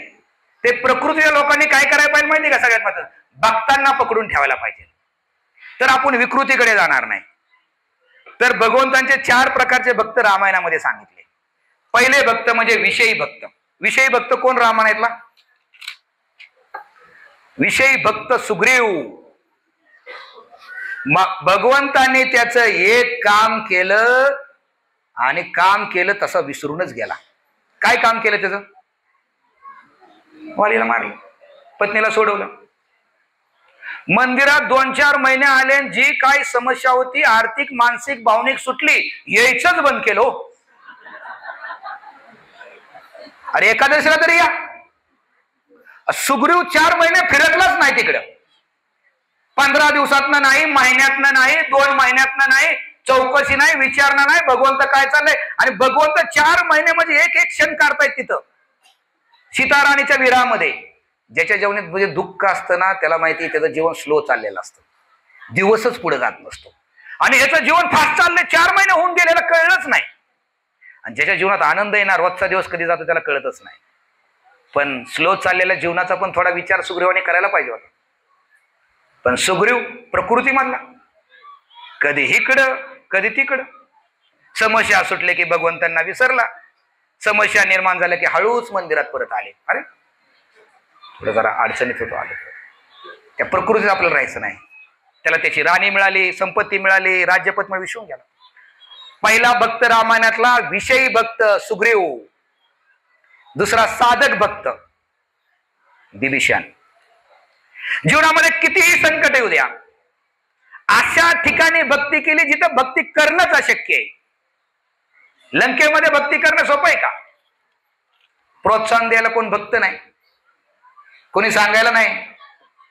आपल्याला तर प्रोत्साहनाशिवाय काय होत नाही. तुम्ही 20 वर्ष असू द्या भक्तीत, किती असू द्या, तुम्हाला कोणतरी विचारणार सांगायला पाहिजे, नाही तर अवघड आहे. भक्ती भक्तांशिवाय अवघडच आहे. तुम्ही किती म्हणा मी माझ्या एवढा जप चांगला, माझं एवढं चांगलं, माझे वाचन, मला सगळं ज्ञान कळालं, अरे तुम्ही भक्तांच्या संघात नसाल संपले तुम्ही. दुसरा साधक भक्त बिभीषणाकडे शिकू शकतो. इतकी कठीण परिस्थिती, एवढी कठीण परिस्थिती, त्याही कठीण परिस्थितीमध्ये, रावणाच्या अशा परिस्थितीमध्ये त्यांनी भक्ती केली, तो साधक भक्त बिभीषण. तिसरा भक्त म्हणजे सिद्ध भक्त, तो म्हणजे निषाद राजगुहा. कुठलीच अपेक्षा नाही, बिभीषणाला तरी राज्य मिळालं, त्याला काय अपेक्षा होती? काहीच अपेक्षा नाही भगवंतांकडनं. आणि चौथा आदर्श म्हणजे आपण म्हणतो डायरेक्ट भगवंतांचे पार्षद, ते म्हणजे हनुमान. तर सगळ्यांच्या लक्षात आलं असेल आपण सध्या प्रकृतीमध्ये आहोत का संस्कृतीमध्ये आहे? प्रकृतीमध्ये आहे. तर मग आता आपल्याला आशा कोणाची? आपल्यासाठी आशादायी कोण आहे? आपल्याला विकृतीमध्ये जायचं नसेल तर आपल्यासाठी आशादायक कोण आहे? कोणच नाही. भक्त, गुरु. आणि तेच झालं. सुग्रीव 4 महिने येत नव्हतं त्यावेळेस राम म्हणाले जा जरा त्याला बघ काय चाललंय त्याचं. फिरकला सुद्धा नाही 4 महिन्यापासून. लक्ष्मण चिडून म्हणले सुग्रीवाला सांगतो वालीचा जो रस्ता दिलाय वालीला, तो रस्ता मी अजून बंद केला नाही, त्या रस्त्याने तुला पाठवेल. राम म्हणतात भीती घाल, पण एवढी घालू नको, तो मायापासून पळूनच जाईल. जरा थोडं शिस्तीत घे. पूर्वी अशी भीती घातल्यात बघा लोकांनी भगवंतांच्या, म्हणजे इतकी भीती घालू नको की तो पळूनच जाईल. पूर्वी बघा प्रभुपादांनी किंवा चैतन्य महाप्रभूंनी आपल्याला माधुर्य भक्ती दिली की भगवंत प्रेमळ जास्त आहेत, भगवंत शिक्षा करणारे कमी आहेत, भगवंत प्रेमळ. पहिलं शिक्षा होईल म्हणून. अजून सुद्धा बघा काही काही लोक जे जुने लोक आहेत भगवद्गीता हातात द्या, हे नको, आम्ही मांसाहार करतो, आम्ही नाही हातात घेणार, अजूनही ती भीती. तर भगवंतांनी सांगितलं की इतकीही भीती घालू नको की तो माझ्यापासून, थोडी भीती गरजेची. आणि या प्रकृतीवाल्यांना जर थोडी भीती नसेल ना, हे कधी विकृतीकडे जातील कळणार पण नाही. थोडी भीती असू दे आपल्याला, थोडी भीती चांगली, पण इतकी की नको पार भगवंतांचा द्वेष करायला लागले. आणि दुसरी गोष्ट सुग्रीवाला एक सांगण्यात आलं, प्रकृतीवाल्या लोकांचं एक असतं की लक्ष्मण चिडलेत, 4 महिने काय आलो नाही, काय नाही, चौकशी केली नाही, वेळ निघून गेली तरी तुम्हाला भेटायला आलो नाही, कारण द्यायची नाहीत, फक्त गप बसायचं. प्रकृतीवाले लोक कारण फार देतात बघा. अहो काय झालं नव्हतं माझ्याकडनं तसं होणार, गेले शब्द 2 बोलून चुकून, पण काय झालं सकाळीच बघा असं घडलं. ते आधी सांगण्यात आलं कारण देऊ नको, शांत राहा, गप्प राहा, चुकलंय ना गप्प राहा, लवकर क्षमा मिळेल. कारण दिली की राग वाढेल लक्ष्मणांचा. भक्तीमध्ये पण आपण कारण नाही द्यायला पाहिजे. आणि तिसरी गोष्ट, लंकेतले कृतज्ञ असतात, नंतर अयोध्येतले कृतज्ञ असतात, आणि हे अकृतज्ञ असतात, मधलेच टेबल. अकृतज्ञ म्हणजे काय की ह्यांना आठवण करून दिली की कळतं. म्हणून आपण म्हणतो की लक्ष्मणांनी माळ घातली, आणि लक्ष्मणांनी माळ घातल्यानंतर भगवंतांना ओळख करून दिली, आणि मग सुग्रीव वाचले. म्हणजे गुरु आपल्याला भगवंतांची ओळख करून देतात. तर वानरांचं मगाशी आठवलं म्हणून एक सांगतो की वानर सेना काय साधी सेना नव्हती, प्रचंड. हे वानर सेनेचं काय 1 रुपया खर्च नाही, त्यांना कुठल्या कपड्यासाठी काय खर्च नाही, पायात बूट घालायचे नाहीत, त्यांना काय तलवारी द्यायच्या नाहीत, काय द्यायचं नाही, 0 बजेट. जेवणाची काय त्यांची अडचण नाही, फळे वगैरे खातात. इतकी फ्री सेना मिळली होती रामायणामध्ये रामचंद्राने. आणि हे काय साधे नव्हते. याच्याही कोण कोण म्हणतं रामायणामध्ये नुसती करू नाही का, मनोरंजन नाही का. एक मनोरंजनाची गोष्ट मी ऐकली, एक असाच, आणि संध्याकाळी बसले सगळे वानर की एकामेकावर चर्चा करायचे, मी कसा त्याला मारला, त्याला कसं मी धरलं, त्याला पकडलं, एक तर राक्षस असा अंगावर आला, असा टाकला का नाही त्याला वरूनच, अशी चर्चा चालायची. एक होता अगरबत्ती सारखाच एक वानर, आणि तो वानर म्हणला आज असं झालं का नाही, त्यालाच तलवारीने, त्याच्याच तलवारीने त्याला मारला. ह्यांच्याकडे कुठल्या तलवारीने काय, ह्यांच्याकडे दगडे काट्याने असले, त्याच्याच तलवारीने त्याला मारलं, एवढं डेअरिंग. आणि हा अगरबत्ती सारखा, मला पहिल्यांदा डावा हात तोडला, मग उजवा हात, मग डावा पाय, मग उजवा पाय. म्हणलं एवढं. त्यातला जरा एक थोडा हुशार होता, अरे मला डायरेक्ट तोंडच नाही का, मुंडकच नाही का कापायचं. अरे ते आधी कोणीतरी कापून टाकलं. तर मनोरंजन पण आहे रामायणामध्ये सगळे, आणि थरकाप उडवणाऱ्या गोष्टी पण आहेत. एक थरकाप उडवणारी गोष्ट सांग. थरकाप म्हणजे आता काय होईल, कसं होईल, काय होईल. हनुमान सीतेंना भेटले आणि सीतांनी सांगितलं तू आता मला भेटलायस, पण 30 दिवसामध्ये जर या ठिकाणी राम आले नाहीत तर मी अग्नीमध्ये स्वतःचा देह देणार. किती दिवसाची मुदत दिली ती? आपले सॉरी हे ड्रामा पण आहे त्यामुळे मी बरोबर 10 मिनिटांमध्ये थांबवतो, जेणेकरून ड्रामातून जे शिक्षण मिळतं ते कदाचित तेवढं आपण ऐकून नाही घेत. तर ते म्हणजे 30 दिवसामध्ये जर आले नाहीत, थोडा थरार धडधड हृदयाची म्हणतो ना आपण वाढले, ती सांगतो तुम्हाला. 30 दिवसामध्ये जर राम आले नाहीत, तर लगेच हनुमानांनी चिंता, हनुमानांना पळत आले समुद्र किनारी, म्हणजे पट पट पट चला, 30 दिवसाची मुदत आहे, सीतादेवी संपवून घेणार आहे स्वतःला. तिथून त्यांना किष्किंधाला जायला आणि ते रामांना सगळे सांगायला 3 दिवस लागतात जाऊन पोचायला वगैरे. राम तिथून निघतात, परत ते सगळे यायला वगैरे, आणि ते सगळे वाढणं आणायचे सगळे इतक्या लांबणं. 12 दिवस त्यात गेले. किती दिवस झाले एकूण आता? 30 दिवस आपल्या हातात आहेत. सुरुवातीला 3 दिवस गेले आणि नंतर 12 दिवस गेले.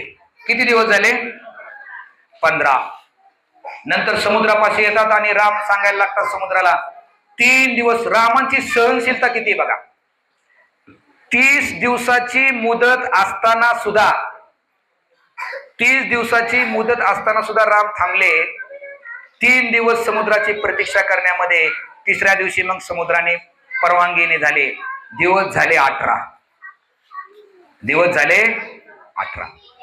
त्यानंतर पूल बांधायला दिवस लागले 5. किती दिवस झाले आता? 23 दिवस झाले. आणि 7 दिवस युद्ध चालले. सीतादेवींना भेटले राम बरोबर 30व्या दिवशी. आता तुम्ही म्हणाल झालं की बरोबर काम, आता एवढ्यावर थांबत नाही, पुढे अजून एक प्रसंग आहे. 30 दिवसामध्ये सीतादेवींना भेटले इथपर्यंत झालं, पण तिकडून पण एक वॉर्निंग आली होती. भरत महाराजांनी सांगितलं होतं की 14 वर्षापेक्षा 1 दिवस जरी जास्त झाला तरी मी अग्नीमध्ये उडी घेणार. आणि बरोबर 14 वर्ष पूर्ण झाले होते सीतादेवींना भेटून. आता एकाच दिवसामध्ये डायरेक्ट भरतांकडे जायचं होतं. आता म्हणलं एवढं आमचं जाणं शक्य नाही. भविष्यात म्हणतात काय काळजी करू नका, आपलं पुष्पक विमान आहे. आणि ते पुष्पक विमान कसं आहे, असे सीट वगैरे त्याचे काही ठरले नाहीत. आत माणूस बसला की सीट होतात तयार. बरं, आता जर तंत्रज्ञान आपल्याला किती गर्व आहे. पण 100च्या वर नाही, 200च्या वर नाही. रेल्वेच्या पर टपावर बसतात लोक. तिथं तसं नाही, टपा वगैरे बसायची कुणाला गरज नाही. तुम्ही मग सगळे सुग्रीव वगैरे म्हणले आम्हाला पण यायचंय, सगळे वानर म्हणले आम्हाला पण तुमच्या अयोध्येला यायचंय. म्हणले चला. आम्ही पुष्पक तेवढे सीट बनायला लागले. मग थोडे माघारी यायला लागले. माघारी रस्त्यात गेल्यानंतर मग रामजी सगळे सांगायला लागलं, हे किष्किंधा, इथं आम्ही भेटलो, असं इथं असं घडलं, इथं ते घडलं. सीतादेवींना सांगायला लागले. मग सीतादेवी म्हणले थांबा जरा. म्हणले का? म्हणले हे युद्ध करण्यामध्ये फक्त काय वानरांचा सहभाग आहे, त्यांच्या पत्नींचा पण मोठा त्याग आहे. त्यांना पण मला घेऊन अयोध्येला जायचंय. वेळ पुढे पुढे चाललाय. तर रामजी म्हणतात, मनुष्य जीवनातील स्त्रियांना मेकअप करायला किती वेळ लागतो मला माहिती आहे. आता ह्या वानर जीवनातली त्यांचं काय माहित नाही. पण ते म्हणले सीतादेवी ऐकतच नाहीत. खरंच मेकअप हा मोठाच विषय आहे ना. म्हणले कधी उरकायचं तिकडं, तर ते सीता कधी पण अग्नीमध्ये हे करू शकतात. तर ते म्हणले नाही नाही नाही, ह्यांना घेऊन जायचं, ह्यांनी खूप मोठा त्याग केलाय. त्या सगळ्या स्त्रियांना पण बसवलं जातं. पुढे येतात. मग आता भगवंतांपुढे एक प्रश्न करतो, कारण भारद्वाज ऋषींना ज्यावेळेस ते भेटले होते त्यावेळेस त्यांनी सांगितलं की विजयी होऊन आल्यानंतर मी तुमच्या आश्रमात येईल, त्यामुळे ऋषींचाही आदेश टाळायचा नाही म्हणून तिथंही थांबले. वेळ तर पुढे चाललाय. ऋषी म्हणले एक, आता तुम्ही जीवनच जायचं, तसं जायचंच नाही. कधी कधी पाहुणे आपल्याला आग्रह करतात बघा, कामं असतात, समजा एखाद्या पत्रिका वगैरे वाटायला आपल्याला काय असते, आपलं सगळं प्लॅनिंग ठरलेलं असतं, त्या घरात नाही त्या घरात नाही नाही काय सांगायचं नाही. एक तर कधी येत नाही, आज आलाय जेवणच जायचं. अहो नाश्ता चालेल, पाणी द्या, साखर नाही. पाहुणे म्हणतात नाही तुम्हाला जेवणच जायला लागेल. तसले पारितोषिक नाही नाही, जेवायचं म्हणजे जेवायचं. तरी राम हनुमान म्हणतात लवकर तू पुढे जा पहिल्यांदा आणि ते भरताला सांग मी आलोय, आणि मी आल्याचा जर त्याला आनंद होत असेल तर मी येतो, आणि त्याला जर तसंच राज्य पुढे कंटिन्यू करायचं असेल तर मी येतही नाही, ही संवेदनशीलता. पण तोपर्यंत भरतानी ती सगळी ती आग्नेय वगैरे पिटून ठेवलाच होता. हनुमान म्हणतात तसं काय करू नका, आले तिथं जेवतायत येत आहेत, तसं काय परिस्थितीमध्ये जाऊ नका, येत आहेत. माघारी येतात तर सगळ्या पत्रोळ्या संपल्या होत्या हनुमानसाठी जेवायला, पत्रोळ्या शिल्लक नाहीत. हनुमानजी बोलवतात, म्हणते तिकडे केळीचं पान असतं, केळीच्या पानाला मध्ये एक रेष मारतात आणि अर्धी प्लेट स्वतःसाठी आणि अर्धी प्लेट एकाच ताटामध्ये हनुमानांना जेवायला घालतात. आणि तेव्हापासून असं म्हणतात की त्या केळीच्या पानावरती अजूनही रेष आहे. तर राम असे होते. रामांचा महिमा हा काही एका दिवसातला किंवा एका ह्याच्यातला नाहीये संपण्यासारखा. तर दिसते अजून थोडेसे 5 मिनिटं दिसत आहेत तरी धडपड. आणि तिसरा मी जो प्रकार सांगितला संस्कृती, कदाचित 5 मिनिटं संस्कृतीवरती बोलायला आपल्याला वेळ मिळेल. सगळ्यांना विकृती कळली, प्रकृती कळली. संस्कृतीमध्ये सगळ्यात महत्वाचा गुण कृतज्ञता, ग्रॅटिट्यूड. ज्यावेळेस राज्याभिषेक चालला होता त्यावेळेस सीतादेवी अस्वस्थ झाल्या, त्यांच्या डोळ्यात पाणी आलं. म्हणजे काय झालं, तुमच्या डोळ्यात पाणी का आलं? तर सीतादेवी सांगतात ज्यावेळेस रंग अनेक उधळले जात होते त्यावेळेस लाल रंगही उधळला जात होता, आणि तो लाल रंग पाहिला की मला ते जटायूचं रक्त आठवलं, म्हणून माझ्या डोळ्यात पाणी आलं. एवढ्या मोठ्या राज्याभिषेकाच्या सोहळ्यामध्ये सुद्धा एका जटायूची आठवण, त्या लाल रंग पाहून लाल रंगावरनं जटायू आठवला, आणि जटायूचं ते रक्त सीतादेवींना आठवलं आणि त्यांच्या डोळ्यात आसू आले. ही संवेदनशीलता आपल्याला रामायण शिकवतो. आपण खूप लांब आहे, आपण या सगळ्या गोष्टीपासून इतकं लांब आहे की आपण कुठंच जवळ नाही. लक्ष्मणांचं तर आपल्याला माहितीच आहे, 14 वर्ष वनवासाने बोलणं किती खायला लागलं त्यांना, लक्ष्मणांना. इतकं झालं आणि सीतादेवीने त्यांच्यावरती ऑब्जेक्शन घेतलं की माझा भोग घ्यायचा आहे म्हणून तू थांबलाय, तू जात नाही. आणि राम आल्यानंतर म्हणले तुला एक काम सांगितले तेही तुला धड करता येत नाही. अशा व्यक्तीला त्यावेळेस साधारण 13 वर्ष झाली, 13 वर्ष झाली होती वनवासामध्ये. अशा वेळेस लक्ष्मणांना दोघही बोलले. दुसरा एखादा म्हणला असता तुमचं तुमचं बघून घ्या, मी अयोध्येला माघारी जातो, मी नाही तुमची सेवा करणार. तर ते लक्ष्मण म्हणाले, दोघांचंही लक्ष्मणाने ऐकून घेतलं. लक्ष्मणाने एकच विचार केला या ठिकाणी. लक्ष्मणाने थोडा पॉज घेतला आणि लक्ष्मणाने विचार केला, हे सीतादेवींचे शब्द आणि त्यांच्या भावना बरोबर आहे. भावना आणि शब्द एक आहेत की भावना वेगळे आहेत आणि शब्द वेगळे आहेत.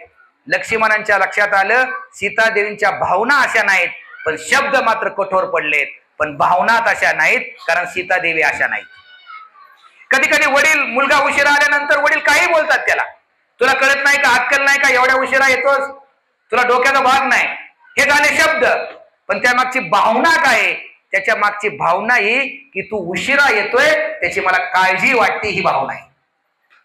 मग सीतादेवी एवढ्या कठोर का बोलल्या, त्याच्या मागची भावने रामांची काळजी वाटणं हे लक्ष्मणाने ओळखलं आणि लक्ष्मणाने आपला क्रोध नियंत्रित केला.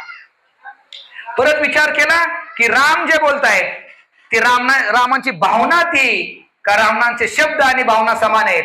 त्यांच्या लक्षात आलं रामांची भावना ही नाही, रामांची भावना वेगळी. सीतादेवींच्या चिंतेपोटी ते बोलतायत. लक्ष्मणांचा क्रोध गेला. त्यानंतर लक्ष्मणांना दुसरं एक आठवलं, ते म्हणजे ग्रॅटिट्यूड. 25 वर्षाच्या काळामध्ये सीतादेवींनी मला खूप प्रेम केलं, 40 वर्ष रामांनी माझ्यावरती खूप प्रेम केलं.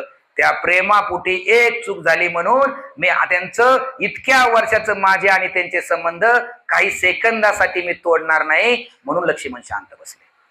25, 20 वर्षावरती वडिलांनी मुलावरती अतीव प्रेम केलेलं असतं. एकदा वडील कधीतरी रागवतात आणि मुलगा घर सोडून जातो का, ग्रॅटिट्यूड शिकवला गेला नाही त्यांना. लक्ष्मण तर सगळ्यात क्रोधित, आपल्याला माहिती त्यांचा क्रोध इतका होता. वाल्मिकी रामायणामध्ये त्या लक्ष्मण रेषेचा उल्लेख नाही. आपण म्हणतो लक्ष्मण रेषा आखली नाही, आखली म्हणून ती लक्ष्मणाने आखल्याचा उल्लेख वाल्मिकी रामायण मध्ये नाही. तर मग ती लक्ष्मण रेषा म्हणजे काय आहे? इतका क्रोध आला सीतादेवींचं ते ऐकल्यानंतर, कारण त्यांना तो सगळ्यात इतका क्रोध आला, कारण लक्ष्मण एक करायचे रामांच्या आज्ञेला सर्वश्रेष्ठ, मग त्याच्या समोर कुणी जरी आला तरी त्याला ते नष्ट करायचे. पण तो ते क्रोध त्यांनी सगळं दाबून धरला. तो क्रोध त्यांच्या डोळ्यामधून बाहेर आला. पृथ्वीदेवी तिथे प्रकट झाली, म्हणले सीतादेवींवरती क्रोध करू नका तुम्ही, मग तो क्रोध तुम्ही माझ्यावरती करा. म्हणून लक्ष्मणाने तो क्रोध पृथ्वीदेवीवरती केला. म्हणून ती रेष ती क्रोधाची आग्नीची रेष आहे. वाल्मिकी रामामध्ये त्या रेषेचा उल्लेख नाही. आणि तुम्हाला जसं मी सांगितलं की 13 वर्ष कुणाला बोलले ते माहिती? 13 वर्ष लक्ष्मणाने एक सेकंदही झोपले नव्हते. 13 वर्ष त्यांनी काही खाल्लंही नव्हतं. 13 वर्ष त्यांनी पाणी पिलं नव्हतं, खाल्लंही नव्हतं. अशा व्यक्तीला बोलले होते. दिवसभर निर्जल असेल आणि संध्याकाळी तुम्ही जर तिथं गेला सरबत असेल, तुम्हाला नाही सरबत मिळणार जर असं कोण म्हटलं तर? काय ज्यांनी उपास केला नाही त्यांना सरबतराव 2-2 ग्लास आणि मला एक पण ग्लास नाही, संपलं म्हणताय तुम्ही. 13 वर्ष ज्यांनी काही खाल्लं नव्हतं, ज्यांनी काही पाणी पिलं नव्हतं, ज्यांनी झोपही घेतली नव्हती, या दोघांच्या सेवेसाठी त्यांना बोलले होते, तरीही त्यांनी कंट्रोल केलं. आणि 14 वर्ष ज्यावेळेस का 14 वर्ष याच्या मागचे कारण आहे, एकच मिनिटामध्ये मी संपवतो. 14 वर्ष यासाठी की इंद्रजिताला एक वरदान होतं की अशा व्यक्तीकडनं तुला मरण येणार ज्या व्यक्तीने 14 वर्ष काही खाल्लंही नाही, ज्याने पाणी पिले नाही, ज्याने परस्त्रीचं मुखही बघितलं नाही, ज्याने ब्रह्मचारी जीवन व्यतीत केलंय, त्याच्याकडनं तुला मरण येणार. ते लक्ष्मणाने केलं होतं. आणि शंका ती शेवट, खरंच तुम्ही 14 वर्ष काही खाल्लं नव्हतं? अरे राम म्हणायचे, अरे मी तर समान भाग करायचो लक्ष्मणा, तुला एक, सीतादेवीला एक आणि मला एक. लक्ष्मण म्हणायचे मी तो भाग घ्यायचो, परंतु माझ्या डोक्याला लावायचो, ते जे काही कंदमुळे डोक्याला लावायचो आणि वन देवीला परत अर्पण करायचो माघारी. मग हनुमानांना म्हणतात, हनुमान लक्ष्मणाने दिलेला भाग वन देवीने तसाच ठेवला असेल. तर 14 वर्षाचा सगळा भाग तसाच गोळा करून आणला जातो, एकही घास न खाल्लेला. पण त्या ठिकाणी काही ठिकाणी म्हटले 2 दिवसाचा भाग कमी येतो, काही ठिकाणी 7 म्हटले. 2 दिवसाचाच घेऊ, आपल्याकडे वेळ नाही सध्या. तर 2 दिवसाचा प्रसाद त्या ठिकाणी कमी येतो. मग राम म्हणतात जाऊ द्या, खाल्ला असेल 2 दिवस, 14 वर्ष खाल्लं नाही म्हणलं. 14 वर्षाचा सगळा प्रसाद मिळाला, 2 दिवसाचा मिळाला नाही, झाला असेल. लक्ष्मण म्हणले, राम जे आपल्याला माहितीच आहे की ज्यावेळेस आपल्या वडिलांचं देहासन झालं त्यावेळेस आपण दोघांनीही प्रसाद घेतला नाही, आणि ज्यावेळेस सीतादेवीचं अपहरण झालं त्यावेळेस आपण दोघांनी घेतला नाही. ते 2 दिवसाचा प्रसाद तो मी घेतलेला नाही, त्यामुळे त्यात कमी दिसतोय. ही इतकी जो त्याग आहे, इतका जो म्हणजे याची आपण ही संस्कृती, याची आपण कल्पनाही करू शकत नाही. त्यातला एक कणातला काय छोटा कण असेल, तो जरी आपल्या जीवनामध्ये उतरला आणि आपण थोडं सुसंस्कृत झालो, तेही आपल्यासाठी खूप मोठे. तुमच्या सगळ्यांचे खूप खूप धन्यवाद. हरे कृष्ण. आता 1 मिनिटामध्ये या ठिकाणी ड्राम्याला सुरुवात होईल. हरे कृष्ण.